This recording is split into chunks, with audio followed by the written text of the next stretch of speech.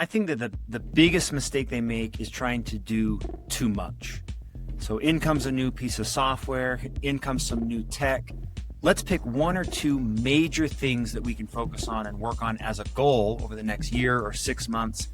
Make that the focus, make that what we recognize and reward and change in the practice. So just picking one or two things to change is probably the most important thing they can do. AI isn't just changing dentistry, it's completely redefining it.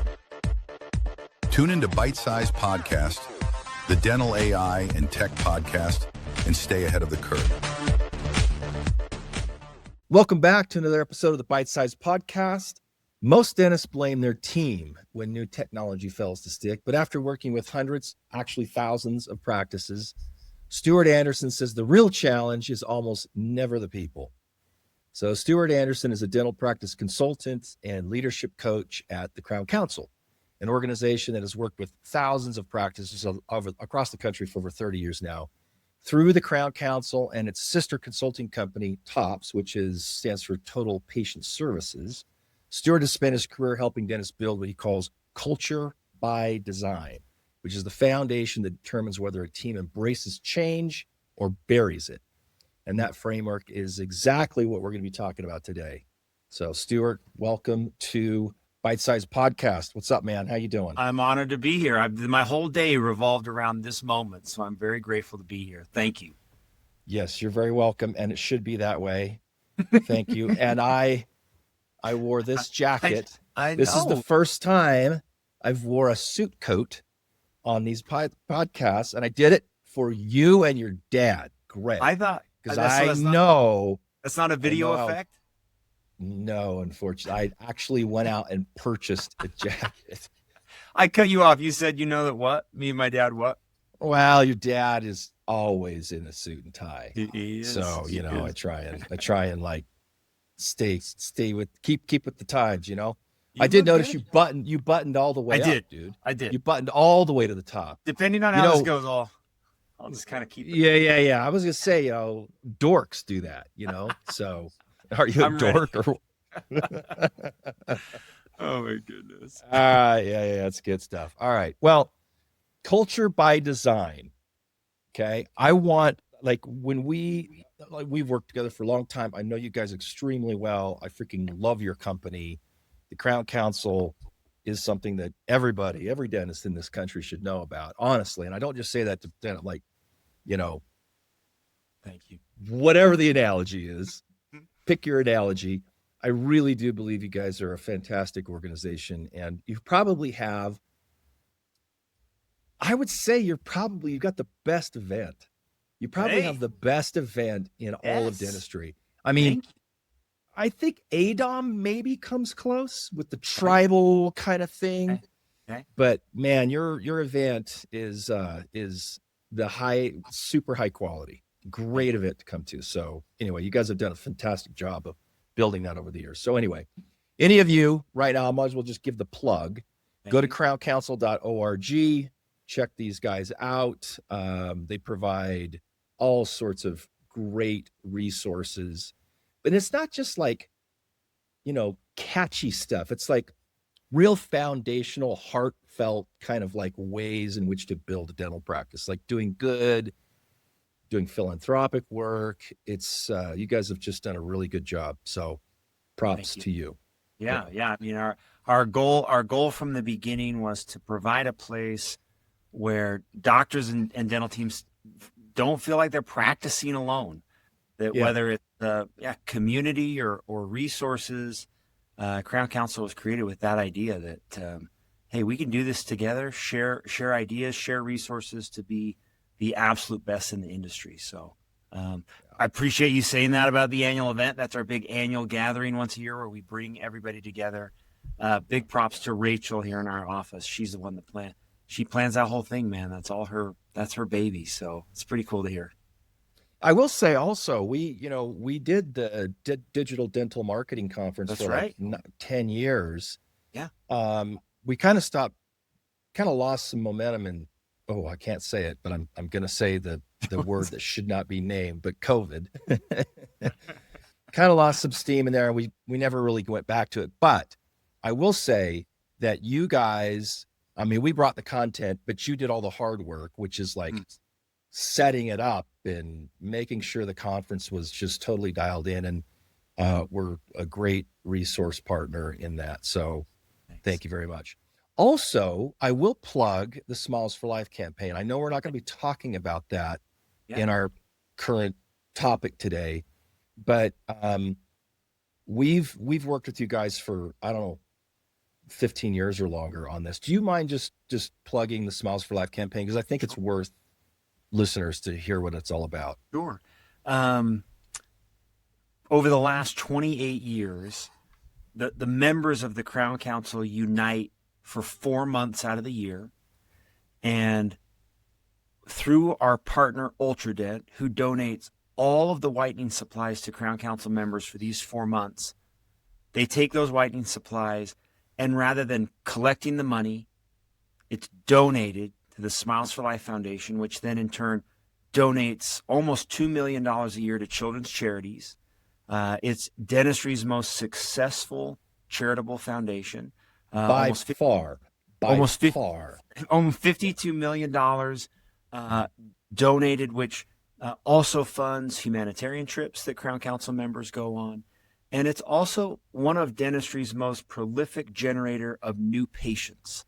So Crown Council members don't only, donate, do good together, have this great service opportunity, but it also creates, and my social practice taught me this, it creates a story that spreads that communities love to see their doctors doing. It's a huge part of culture inside Crown Council offices. And we would encourage everybody to do something that is doing good outside of the dental practice. And this is just a really easy way, like a turnkey solution that we encourage everybody to be a part of. So it's going on right now. It's March, April, May, and June. I don't want to, hard date our podcast here, but it happens every year for those 4 months. And anybody listening is welcome to be a part of it. So smilesforlife.org, right? Yeah, or you can go to crowncouncil.com. There's a link there too to participate. So cool. Lots of great philanthropic resources. Good plug. Good plug. Yeah. Well, I do it because it's meaningful. So, all right, let's talk about culture by design. So, when you talk about a practice building culture by design versus one that just kind of like, I don't know, built by default, what does it actually mean? Like, try and help us understand what that terminology means. Culture by design. For anybody out there that's like, let's start real basic, real quick. A culture can be the culture of a country, right? I just got back from Ireland. I went there with my family for spring break, and the culture, like when you go there, there's a culture of that country, right? It's like, we're the fighting Irish. We're hard nosed. The Irish people they're friendly. They're fun. They also have an incredible, music. And so over time, that country has created a series of philosophies, a series of things that they believe about themselves that's perpetuated by their laws, by their customs, by their holidays. The same thing can happen in a family, right? If a dad is into, let's just use, I don't even know what, let's say you're football. Yeah, great. So you buy the season tickets, you buy the uniforms. Dad's always talking about football, the stats. And so the culture of the family revolves around this thing that we're constantly talking about, working on, going to. And a dental practice happens the same way. If there's not a strong leader who sits down and says, what should the culture of this practice be? What do we believe in? What do we follow? Then that culture is just created by default. It just becomes whatever. It's like we're an office. Well, would you even say it's a culture? I mean, is it just a crappy culture, or it's just a crappy without strong leadership that has a plan and that they work on the culture. It usually just defaults to the person who's the loudest, right? Or that complains the most. Or so it's like, how do we treat people in this practice? well, if there isn't a guide, then every patient's annoying, or we talk bad about it. You know what I mean? And so we work on creating a very systematic plan that helps practices create a culture by design. So what does that mean? Like, what does it mean to be on time? What does it mean to share ideas? What does it mean to take care of each other? What does it mean to serve our patients? And it's written down, it's worked on, it's trained, and like any great culture, it should guide every decision that happens inside the practice. So, now that you've explained that, we probably shouldn't have used football as our example for the family. We probably should have used Star Wars. No, not okay. cosplay stuff or science fiction. We probably should have talked about like raising ethical and like philanthropic children. Yeah. I mean, Honesty. religion, right? Religion could guide a culture very, very good. Yeah. I mean, that's a. So. Football's probably not the right one. Anyway. Okay. Great. So you're basically building this by design. So when you say design, are you talking about like a guide or like how is it designed? Let's talk about that. Good question. So in Crown Council, we watch teams create cultures by design. And this is an actual event where we say everyone should be involved in this creation of maybe a document or a pamphlet, or even like, let's find 20 guiding principles that we each believe in that will help us understand how we treat each other, how we treat the practice. I'll give a few examples. Like this one, it's not silly, although it may sound silly at the beginning. But it's like, hey, everybody in this practice, we start on time. And so what does that mean for us as a culture? Does that mean we arrive at 8 a.m. when the office doors open, and maybe some of us are eating breakfast, some of us are half dressed? I mean, it's like, okay, let's lay out what it means to be on time. That means we arrive at 7:45, ready to work, dressed, breakfast eaten, and that is our culture guide. Is when we say be on time, it means arrive 15 minutes early. I know that might sound silly, No. but I mean, a team needs to It kind of doesn't sound silly. They need to sit down and say, hey, when a problem comes up, like let's say there's a problem or a challenge in the practice, what does our culture guide help us do to work through that problem? Do we all systematically go and complain to the doctor about the problem? Do we all meet together and have a team meeting where we come up with solutions together? Do we a number of different things, but every practice can create a little guide that helps them know what to do and how to guide their actions when that time comes. Give me an example of the problem that arises. Let's use your example of being to work. What does it mean to start on time, begin our day on time? Okay. Give me an example of where the communication breaks down among the team when the guide isn't set. Yeah. It sounds really, really simple, right? But I'm thinking about like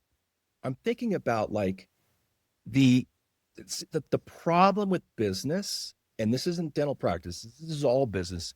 The biggest problem is communication. Like how do you communicate with another human being, get your freaking point across and be empathetic and blah, blah, blah.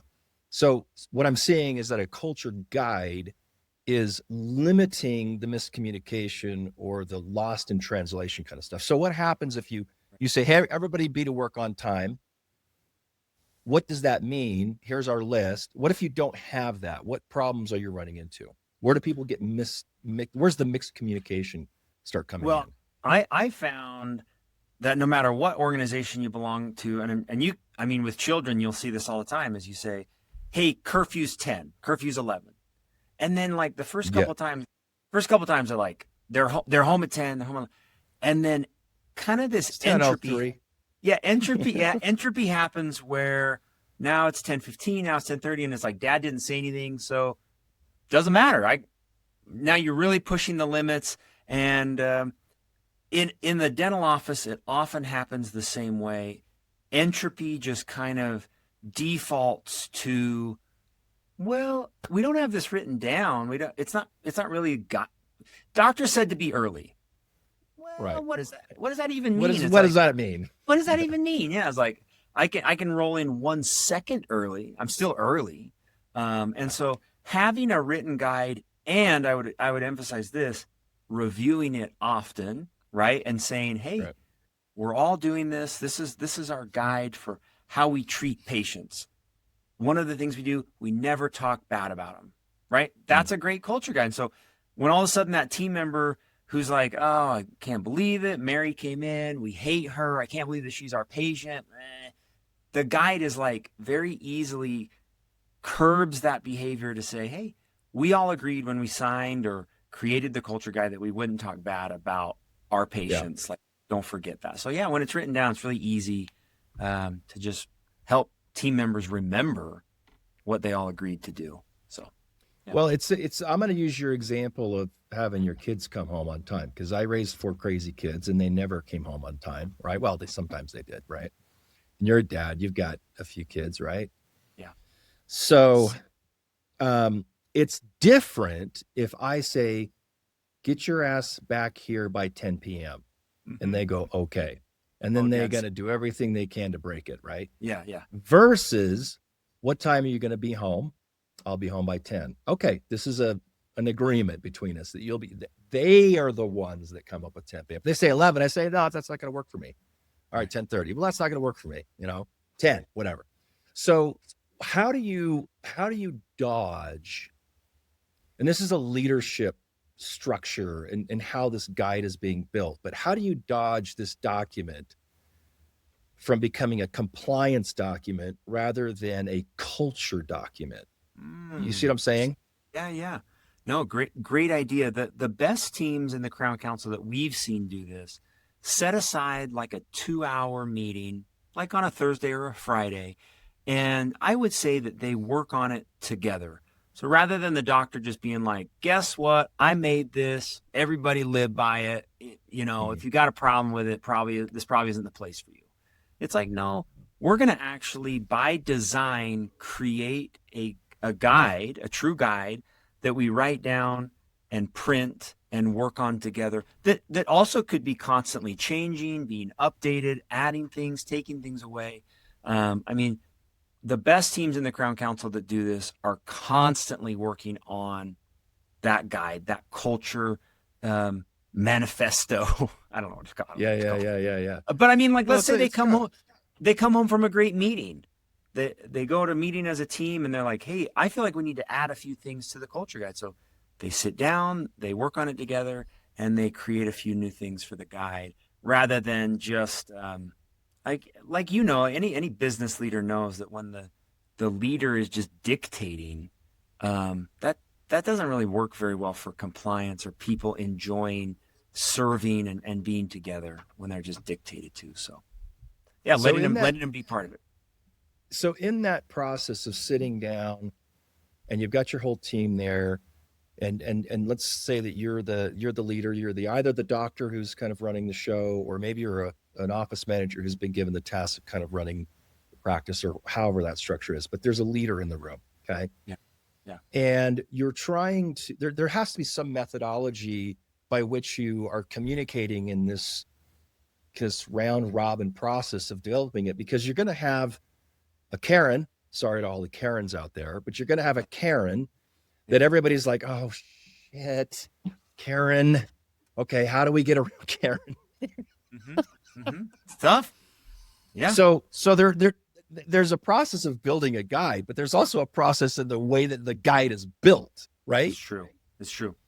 And that's a lot of communication stuff, right? I would imagine. It is. And one thing that if you're a doctor or a team member who's like, hey, we need to create a culture guide, one of the most effective ways to do that is to bring in an outside coach who can kind of guide the team through the process. Objectively. Yeah, somebody that's objectively kind of looking at what's going on, how it's being created, and just help as a normal coach would, like a great team has an objective person on the outside that's helping and being honest and kind of redirecting when things get weird. When Karen's like, "Hey, we should," it's like, "No, I'm the coach," and that helps a lot. Like to have a facilitator of sorts help with the guide. And yeah. I mean, coaching is. I mean, that's a soft plug for working with you guys because you provide that kind of a service and have done it with thousands of practices. So I'm just thinking about like, you're not selling me here, Stuart. I don't know if I'm going to commit to building a culture guide for my social practice. So don't pin me down on this, but I'm thinking about like how we would do this for my social practice. Yeah. And, I would probably be the person in the room that everybody's like, hell, Graham, Close your mouth. shut up. So having somebody come in, and I'm the freaking CEO of the company, right? And I've got a business partner, and he basically runs the company. I just like pretend I'm running it.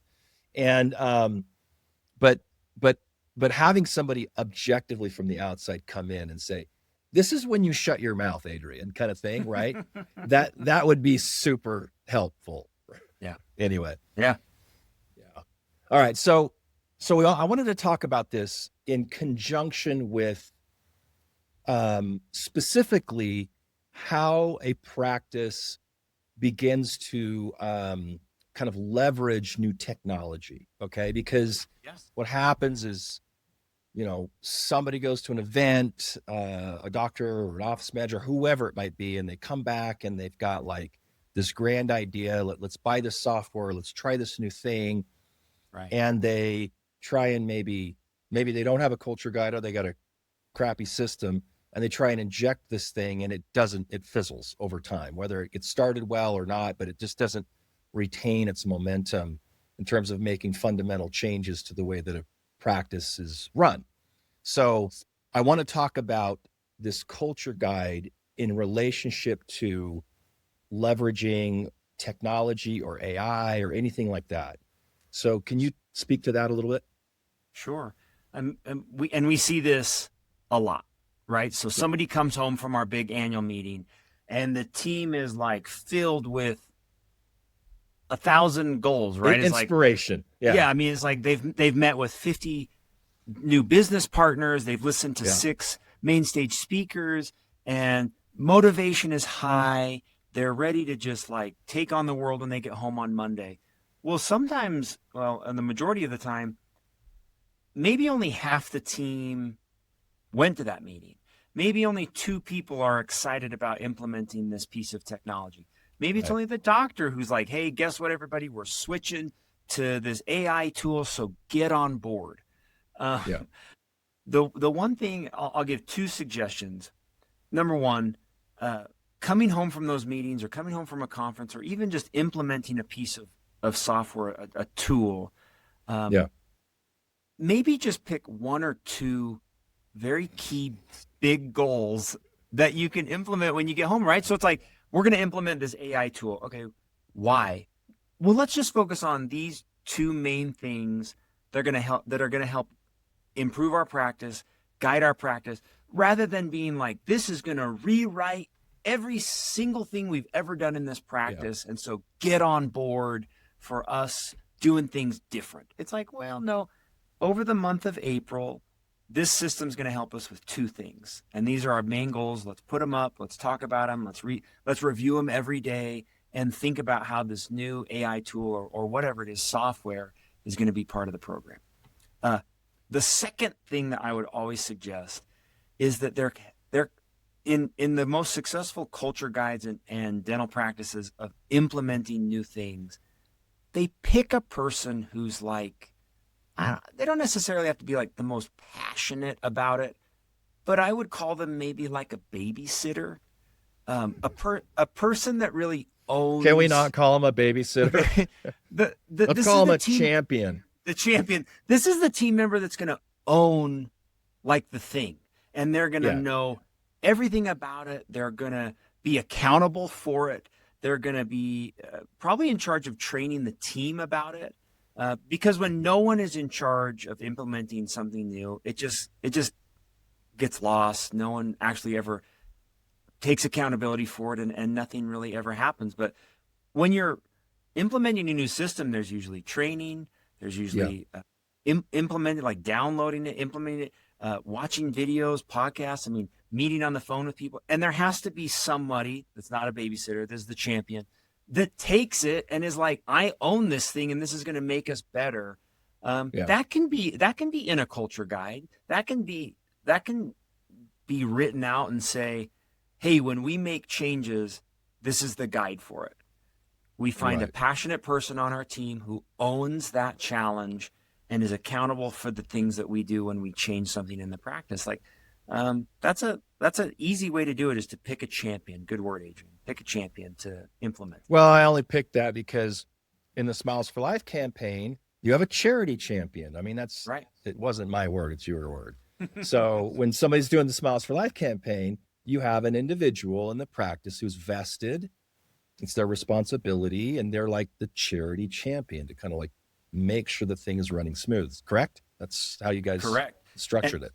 And it's not, we didn't just come up with that that was after years of watching an office sign up for Smiles for Life, the doctor extremely excited, a team member very excited. And then when the marketing box arrives,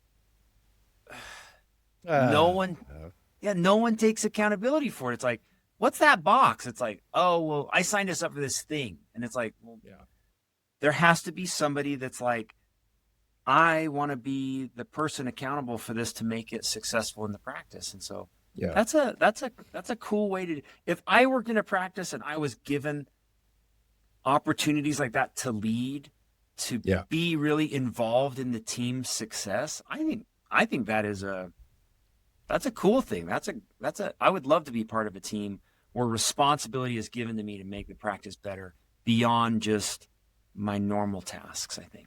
So, but that's great. I want to go back to one of the things that you said about, making a choice to decide, oh, we're going to launch this now and something else later, but not 10 things at one time. Yeah. So I've run into this with my social practice, and I'm the one at fault, right? Which is I get all freaking hair up, I get all excited about something, and I'm like, oh, we got to do this. We got to do this. And I get all crazy, and everybody in there like, oh shit, here we go again. Well, the reality of it is that change is really, really, really difficult. And it takes a whole hell of a lot longer than you think it does. Yeah. So, in my mind, psychologically, I'm going, oh, this is obvious. We got to do this, and we just make these few changes and blah, blah, blah. But my employees and my coworkers and so forth, they don't see life like I see it. And I'm not saying I'm better or worse, but it's a point to, like, the way that we see the world is not how other people see the world. And there needs to be that's why I love this whole topic and why I wanted to talk about it, because this culture guide helps to establish rules around protecting, to some degree, or involving other optics and perspectives on how life works. So part of a culture guide, at least for my social practice, would be, all right, well, when we have an idea, and this actually took years to do. It's not a guide. We didn't write it down. We just kind of freaking figured it out after we made so many mistakes, right? But the idea is, like, when Adrian comes up with a crazy idea, he doesn't talk to any of the employees at the company, ever. Okay. I'm not allowed. Okay? What I do is I develop it as far as I can, conceptually and whatnot, and I hand it off to a product and development team.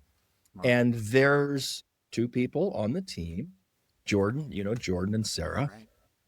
And they go, okay, here's crazy Adrian's idea. Let's actually vet this to make sure that it's actually good, because I may be wrong. And 2, if it is good, how is it to be implemented? What's the standard operating? What's the SOP for this? What is it going to affect in everybody's workflows? So there's actually part of that process that guy, like, like coming back from an event with a bunch of crazy ideas, there needs to be a guide of what is the timeline or the steps involved in actually implementing something. Right.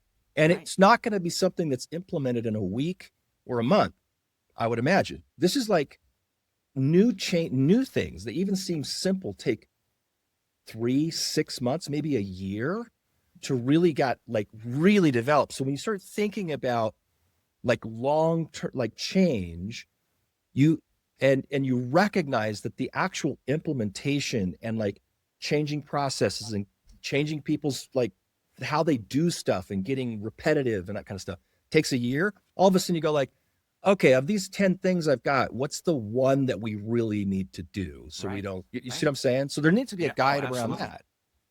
That would be something that would be decided in this culture guide. Yes. I would. I mean, especially in this, I mean, research has shown that having that one or two, big crazy goals is the way to make change happen. That you're hyper focused on this, maybe one goal every 6 months, 2 goals every 6 months. I mean, it is scientifically proven that having more than 2 or 3 goals at a time, especially as an organization, is just recipe for disaster. Like, oh, we're gonna implement all this stuff. No, the best way to do it, let's just focus on a few things that we review every week. We talk about it. We reward. We recognize. I mean, there's a whole system behind changing behavior, especially inside a dental practice, that often goes back to what are we focusing on? Well, let's focus on these 1 or 2 things that will really make a difference in our practice over the next 6 months, rather than like, we got 9 new softwares. We're gonna, that doesn't work. Yeah. You're gonna run into, I imagine you've run into situations where implementing a culture by design appears to limit the authority of your leader, the dentist. Okay. That they feel uncomfortable with the process because now you're making, I mean, there's some decisions are group decisions, right? And you're allowing decision-making processes to be influenced by the team. Yeah. How do you handle that situation? So I have a visual aid. This is very good.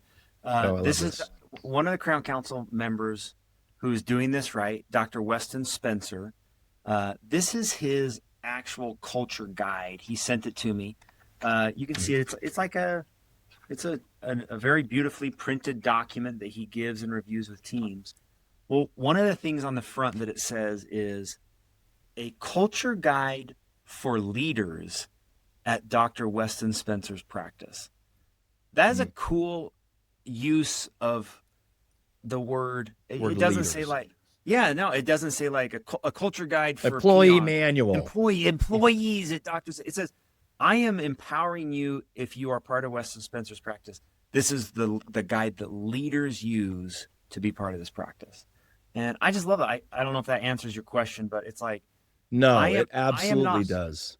I'm not dictating, Weston's not dictating to you how to act. He is saying, I want to empower you to be a leader in this team. And this is how we have this little guide for it. So, but what do you do with a dentist who can't do that or doesn't know how to do that? I would go back to hiring a coach. and just like you said though, Adrian, sometimes maybe it's not a coach, maybe it's a team office manager who can be honest with a doctor and be like, hey, this is not your strength. Let me help you here. Let's hire a coach here. I can do this here. Because leadership is sometimes, more often than not, it's a skill. It's developed. It's usually not a trait. It's not intuitive. That comes naturally. And so knowing that and saying, hey, this is maybe a weakness that I need help with is a good part of business. Okay, I'm going to ask you one more difficult question, and I do not want the answer, hire a coach. Okay. What do you do in a situation where the dentist's spouse is the one that's not in the office, but running the practice and making decisions? That happens all the time. It does happen all the time. And I actually don't have a great answer for that. That is not, that is a very tricky situation. especially if the spouse isn't like coming in and they're not part of the team, right? They're just at home participating. I would say that's a situation that is very delicate, Adrian. Yeah. The quagmire of like emotional dystopian that you fall into with those kinds of situations are Tricky. difficult to manage from inside of the practice. So I'll say get somebody from outside that can objectively come in and call people on their bullshit, I mean, if your team is honest with each other in the creation of the culture guide, I mean, that would be I don't want to say easy, but I mean, someone could say, hey, I think it's important to add here in the culture guide that maybe we should have a outside source guide for spouses inside of our, I don't know, but I mean, like you could. Well, there would be. No, go ahead. Sorry, I cut you off. No, I'm just saying. I mean, it could be in there that this team is highly productive when we only listen to the advice and counsel from each other. We're stronger when we work together as a team. And sometimes those outside influencers are really hard to deal with when they're not part of our team. I mean, there's a way to work around making sure that the team trusts each other, and it's in the guide. So, yeah. Well, it's if the culture guide is built correctly, then the team members should have a clear path to sharing objections and discouragements that could be discussed. I mean, that's the issue. It's like, how do you talk about the hard topics and feel like you have a safe space? It's true though. I mean, having that in the guide as a team member where it says, hey, when a challenge or problem does arrive here on the team, our guide allows you to, it could say, be open about it. This is a safe place. Express your feelings. You're not going to get fired or yelled at when you object to something. We want to have problems that are talked about and worked on as a team. That's an easy thing to put into a culture guide to talk about that. Yeah. Because that could default to like, hey, well, every time I bring up a problem with the doctor, he yells at me or I feel stupid. It's like, well, no, let's put it in the guide that like you don't have to feel that way when you do have a challenge. Yeah. Yeah. So it's just a functioning living document that basically helps to overcome discouragements, objections, allow people to communicate, get on the same, get everybody focused in the same direction. It's like, getting good, like great leaders are really, really, really hard to find. I'm not a great leader. Like I have learned so much over the 15, 16 years working at my social practice, to mostly, shut my mouth and listen, you know what I mean? Yeah. And finding people who are great leaders, they're freaking unicorns. It's like, you have to develop the skill set, and that just requires practice, just requires a ton of practice or a lot of freaking mistakes. Yeah. So go ahead. No, the other thing I was going to say is that sometimes with I don't want to hyper focus on the culture guide, but when the expectations are laid out this way, it also helps to make sure that the people who are there, like imagine my social practice creating this culture guide, and you go over it with your employees and you talk about it and you create it. And there's this employee that's like, this is stupid. I hate this. This is dumb. They know pretty quick, and so do you, that they don't fit in. And that's okay. We didn't waste an entire year with like this icky person that's on the team. That's like, listen, this is the guide. This is what it's like here. So if you don't like it, it's just go. This is what it's, and so it helps. This is what we are, right? This is what we are, yeah. Rather than like, man, 2 years later, we now have finally found out that we need to fire you because you don't fit in. It doesn't. It's like, no, we knew from the beginning you didn't fit in because anyway. That's another real fun benefit of having it is the expectations they're up front. They're always talked about. So well, it's a decision-making process. If you got to let go of somebody, I'll tell you, I mean, we've held on to employees because we care about them and we hope they're going to do well and we're worried about their families and that kind of stuff for a really long period of time, way beyond the time where we should have said, it's time for you to find another home. Yeah. You know what I mean? Oh yeah. Being more empathetic, being super empathetic. And like, when you got to run a freaking business and you don't have a decision-making process to kind of follow that will lead you down the path of like an amiable separation with you and your teammate or whatnot. So I think that happens in a dental practice and all businesses, like, constantly. Absolutely. And it's unfortunate. Sometimes people have to go, but how do you do that in a healthy way so that people, and sometimes it's never going to be healthy, but the best you can to try and make sure that they move on in the right method.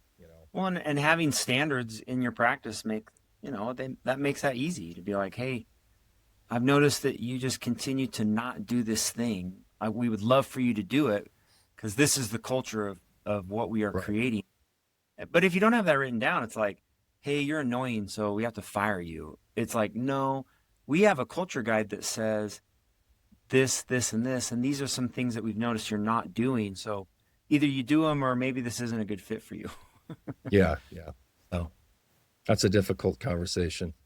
You mentioned earlier, this is a living document. You're always kind of revisiting it. How often do you recommend practices to actually make changes? Like, are you sending Dr. Spencer there? Is he like reprinting his booklet every 3 months, or what's that?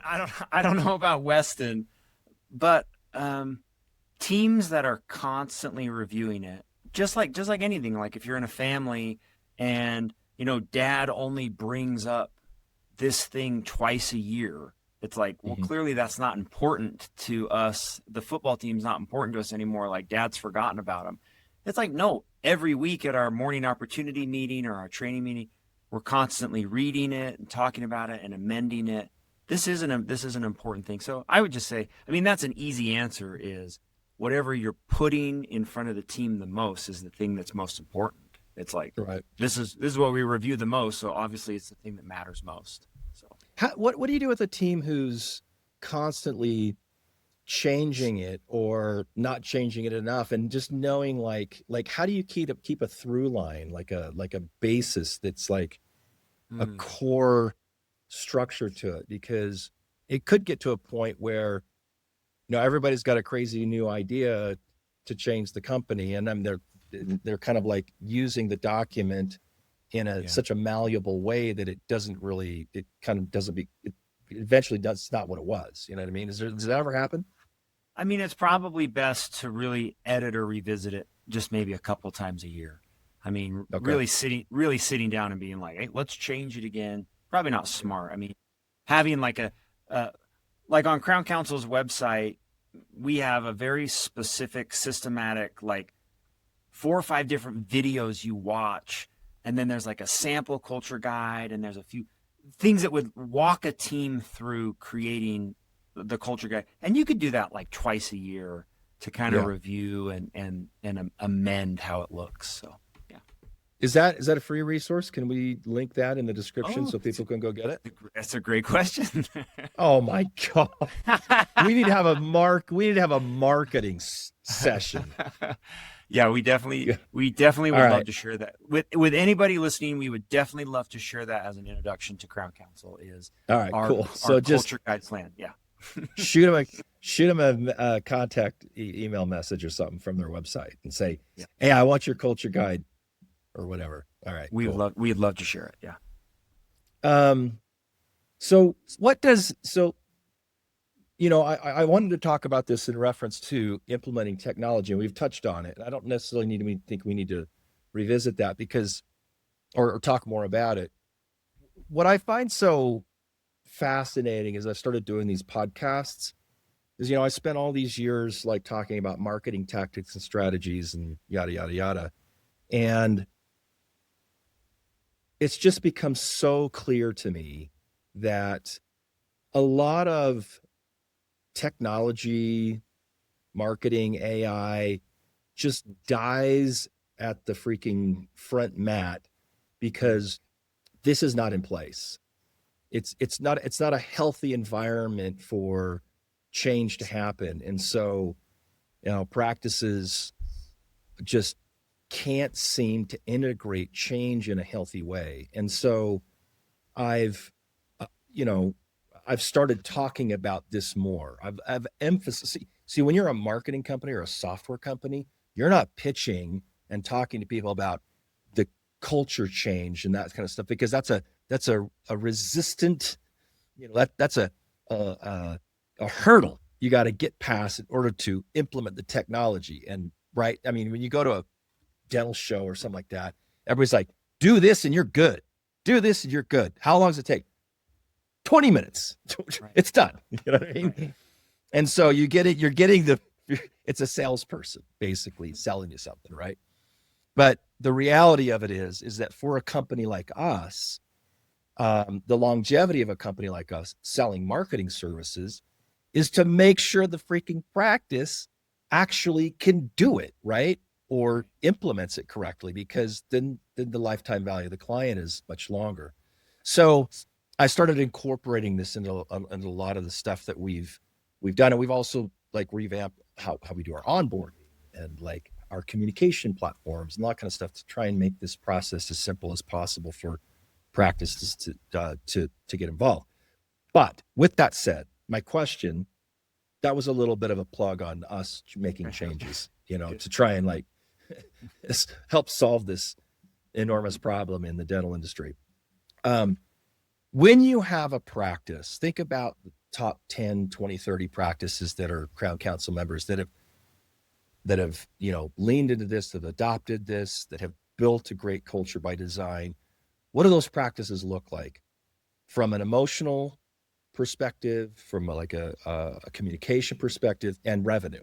I mean, talk about how revenue is relatable to that. Yeah. For one, there is no way around having a strong leader. There has to be someone who is accountable and who is passionate and works on leadership skills. I mean, all those things that you just said about how hard it is to find a leader. Yeah. It's not like I hate to break it to you, but if you are a doctor who owns a practice and has a team, you will have to be, the buck stops there. You have to be the leader, or you have to find someone who is going to lead the team. Right. That is probably my number one thing that I see the best Crown Council members have is a passionate, loving, caring leader who takes charge and does the right thing no matter what. And it's like that is probably one of the biggest keys of success, because when the team watches that, they're like, oh, this is the standard. We have a doctor who's accountable, who cares, who doesn't complain, who stays late, who solves problems. And it's like, why would a doctor ever think that the team would act any different than the way that they are acting? It's like, hey, our culture guide says to treat everyone with respect, but I'm not going to do that. It's like, well, there's a problem here. The leader is not leading the culture, that they're not the one that's like, so does that make sense? And okay. Yeah. There were other parts to this question. What were the other parts? Sorry. Well, that answers kind of like, I think that answers a couple of the questions. I asked like 3 questions, but I'm curious about what you see in terms of actual like growth in the practice, like sure, like numbers, right? Like, well, what do we see happening? For one, I think that oftentimes these dental practices that we work with get caught up on thinking that patients want all this weird stuff that they offer, right? They think that a patient like wants a root canal. They think that a patient wants these services. When in reality, it's like, they don't want a root canal. They want white teeth. They want a beautiful smile. They want confidence. They want to be treated fairly. And so the teams that like continue to grow inside communities and make more and more money are the ones that recognize that the patients don't want any of that stuff. They just want a happy dental home where they're treated respectfully and given the things that, like, I want to be beautiful. I want to be confident. I don't want root canals. And over time, it's like the Crown Council offices, they just continue to gobble up like other practices and the best team members in the community.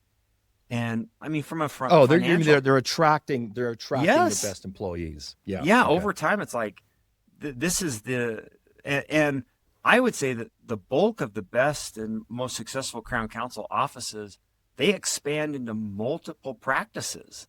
It's almost like, because they create a model that's repetitive or repeatable. Yeah. And financially, that strong leadership, and especially just the recognizing that the most valuable asset in the practice are the people that they're training and caring for and making leaders. That's the most valuable asset, not like all the weird gimmicks. And that's why people love them, is their most powerful marketing advantage are the people that work there. That's what I think makes the financial success in the practice, for sure. Well, that's what makes marketing work. You know, if you just talk about the services, you commoditize your patient. If you just talk about services that you're selling, it doesn't ring out authentic, and you get the worst patients. But if you speak about your patients in a way in which you understand their subjective experience, right? And you talk about how you want to help them be better human beings or feel better, you start attracting the right patients. So you're doing it at the dental level with your own teammates and team members. So I love that. Yeah. Stu? Yeah. I think we nailed that pretty well. Okay. So I would just say, anybody listening, even though I gave you like 3 plugs at the beginning, I'll give you 3 plugs more. Go to crowncouncil.org. Send Stu a message and say, I want the culture thing, the guide, template. Yeah. All right. Stu's going to give that to you. I will. Check out the Smiles for Life campaign. It's awesome. It really is awesome. And I would say, if you have the ability to come to the event, you have your doctors bring their entire team. We do. I mean, it's not a doctor event, it's a team event. And they're awesome. I would say seriously consider being involved in that. So thank you. Some plugs. Thank you, Stu. You're amazing. Appreciate you, dude. I hope I said a few things that are helpful. It's funny when you get on here and you start rambling. I hope there's something that someone learned spending the time here. I'm grateful to be on here. And I would say this in conclusion, having worked with dentists, and you work with dentists all day, this is an incredible profession. I am not a dentist. It is. It's awesome. I am not a dentist, but watching the impact that is made by a doctor and a team who truly care and believe that they can make a difference, like, this is an incredible profession to be a part of.